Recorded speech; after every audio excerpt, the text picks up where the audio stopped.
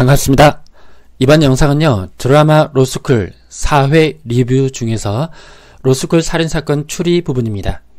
시간을 섞어 놓아서 이해하기 불편하다는 점, 미드와 비슷한 부분이 느껴진다는 점, 이런 드라마일 거라고 생각했던 것과 달리 뜻밖에도 미스테리물이 주를 이룬다는 점에서 호불호가 갈릴 듯 합니다.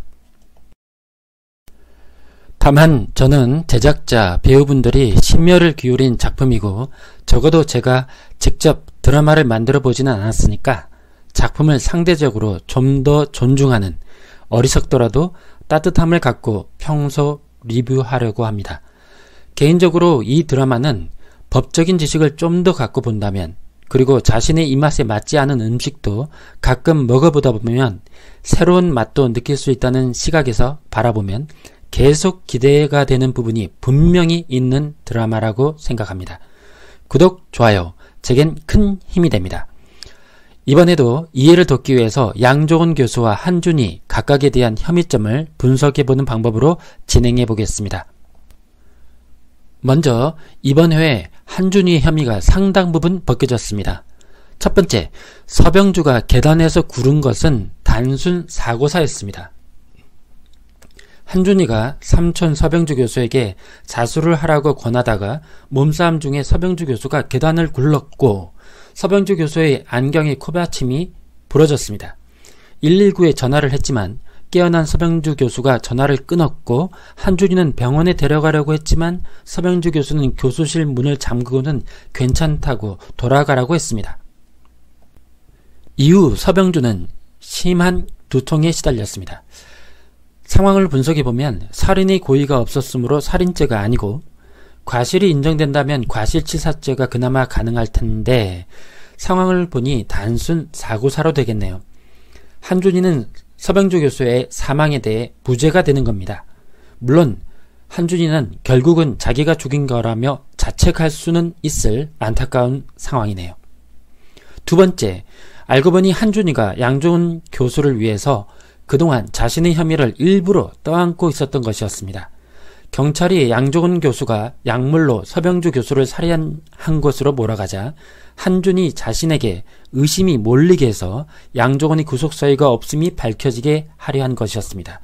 한준이가 서병주 교수의 안경을 무태 안경에서 검은태 안경으로 바꿨고 현장에서 한준이가 안경통을 숨기는 것을 서지호가 봤고 기숙사 방을 함께 쓰는 서지호가 한준이가 침대 밑에 숨겨놓은 안경통을 가져갔다가 돌려주는 등 그동안 일부러 자신이 의심을 받게 한 것이었습니다.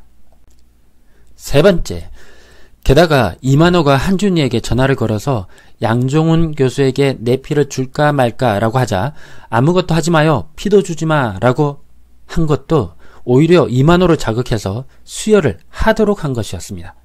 이만호가 RH 오형임을 알고 카페인 척하면서 이만호에게 문자를 보낸 것도 한준희였습니다. 이번엔 양조은 교수에 대한 혐의점을 분석해 보겠습니다. 첫 번째로 양조은 교수는 사인 불분명으로 구속사유가 없어져서 구속이 취소됐습니다. 약물 과다로 인한 사망이 의심될 뿐만 아니라 낙상에 의한 출혈로 인한 사망도 배제할 수 없다 라는 재부검 결과에 따라서 사인 불분명으로 구속이 취소됐습니다. 그러자 진영우 검사는 병보석으로 내보내려고 했지만 양조은 교수는 진영우 검사 스스로 구속을 취소해달라고 했고 진영우 검사를 피의사실 공표죄로 처벌받는 최초의 검찰 관계자가 될 거라며 고소했습니다. 두 번째, 그러자 진영우 검사는 양조은과 한준희를 살인죄의 공동전범으로 묶어 기소를 해서 양조은은 직위 해제됐고 한준희는 자퇴서를 내고 상속재산도 포기를 합니다. 세 번째, 그러나 알고 보니 최초의 부검이 아니라 오히려 재부검이 서병주의 아내의 사주를 받아서 조작된 것이었습니다. 한준희를 살인으로 몰려고 조작한 것이었습니다.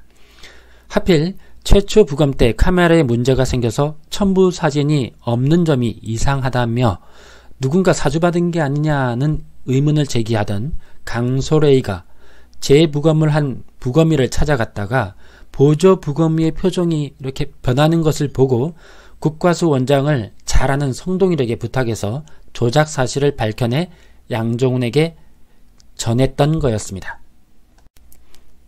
네 번째, 양정훈 교수의 사라진 노트북을 가져간 사람은 강주만 부원장이었습니다. 자신의 메일을 누군가 이미 확인했음을 발견하고 내가 널 못 찾을 것 같지? 라는 메시지를 보내면서 양정훈 교수가 강주만 교수 방으로 들어옵니다. 과거에 양정훈 교수가 강솔 B의 논문이 표절임을 주장하는 글을 확인하기 위해서였던 듯합니다. 여기까지 드라마 로스쿨 사회 리뷰 중 로스쿨 살인사건 추리였습니다. 다음 회부터는 강솔 B의 논문 표절 문제와 강주만 부원장의 비행도 추가되겠네요. 로스쿨이란 장소에서 상당히 다양한 테마를 다룰 수 있는 독특한 포맷이네요. 같이 계속 추적해 보시죠. 구독, 좋아요, 제겐 사랑입니다. 감사합니다.